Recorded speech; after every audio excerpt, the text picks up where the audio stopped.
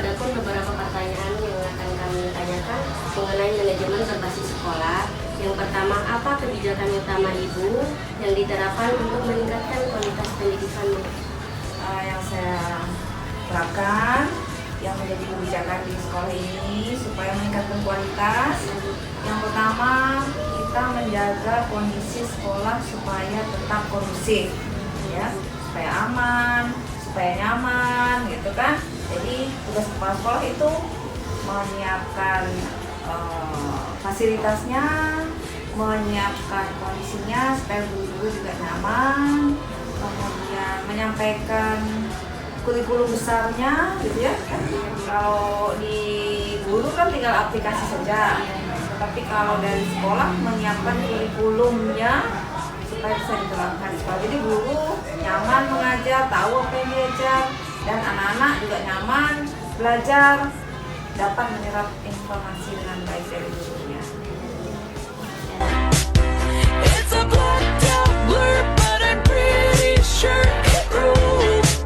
Damn, last Friday night, yeah, we did some tabletops, and we took too many shots. Think because but I forgot. Last Friday night, yeah, we mixed our credit cards and get kicked out of the bar, so we hit the boulevard. Last Friday night, we were streaking in the park, skinny dipping in the dark, then had a menage a trois. Wawancara secara langsung dengan Ibu mengenai manajemen berbasis sekolah. Manajemen berbasis sekolah wadah.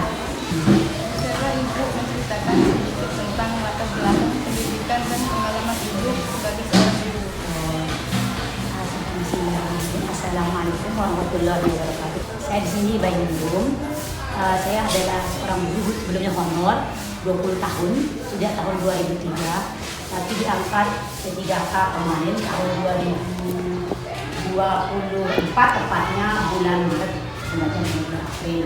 Itu kalau di sini, saya pribadi di sini sudah sangat mengenal SD ini, karena saya sendiri SD di sini dulu, dan orang sini juga, dan mudah untuk beradaptasi. Berarti visi dan jiwa saya sudah ada di sini. Alhamdulillah. Itu sih tugas saya. Pertanyaan kedua, bagaimana Ibu untuk memastikan bahwa semua siswa dapat memahami materi dengan baik? Pertama kita melakukan manajemen kelas, pengaturan kelas. Kedua, memaksimalkan proses pembelajaran berjalan dengan kondusif dan menggunakan media dan metode yang variatif. Tentu dari mana kita mengetahui dia memahami atau tidak? Dari hasil ulangan penilaian yang kita lakukan, dari penilaian secara formatif maupun penilaian secara sumatif.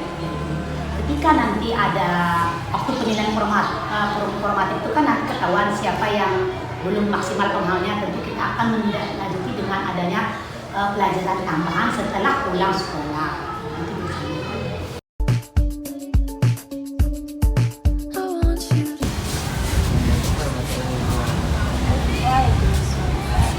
Pertanyaan pertama, bagaimana cara Ibu menangani konflik atau masalah yang muncul antara siswa dalam kelas? Di dalam kelas. Yang pertama yaitu interogasi dulu ya, kita interogasi siswa yang bersangkutan. Kemudian yang kedua kita cari tahu dulu akar masalahnya apa sehingga dia berkonflik. Kemudian setelah itu kita adakan damai. Istilahnya ada kesepakatan antara dua belah pihak yang berkonflik. Nah, kalau kejadiannya terlalu berbahaya, misalnya saling pukul, ada yang luka gitu kan, biasa anak-anak gitu kan, ya kita interogasi, kita tanya, cari akar permasalahannya, terus ya kita selesaikan dengan baik. Pertanyaan kedua, bagaimana cara Ibu mengakomodasi gaya belajar yang ada di dalam kelas?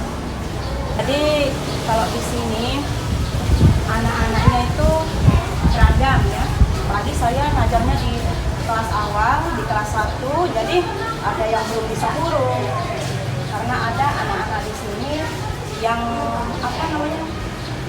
banyak yang broken home gitu kan. Jadi nggak terlalu diperhatikan. kan di lingkungan anaknya, jadi dia belum bisa mengerti. Ada yang sudah bisa lancar membaca, ada yang masih proses, ada yang belum bisa nulis pegang PC, ada. Jadi di sini yang kita terapkan yaitu kita menggunakan metode yang berdiferensiasi, ya. Jadi kita sesuaikan dengan kemampuan siswanya. Apa yang dibutuhkan oleh siswa itu yang kita butuhkan. Jadi kita sebagai guru mentransfer istilahnya, ya. Kita mentransfer, apalagi di kelas bawah ini ya, kita perkenalkan dulu menggunakan benda-benda konkret. Di sini yang penting itu adalah strategi kita, kemudian media pembelajaran juga, karena kelas 1 tidak mungkin tiba-tiba kita 6 ditambah 8, nggak mungkin kan. Jadi kita menggunakan media yang konkret, yang sesuai, yang bisa diterima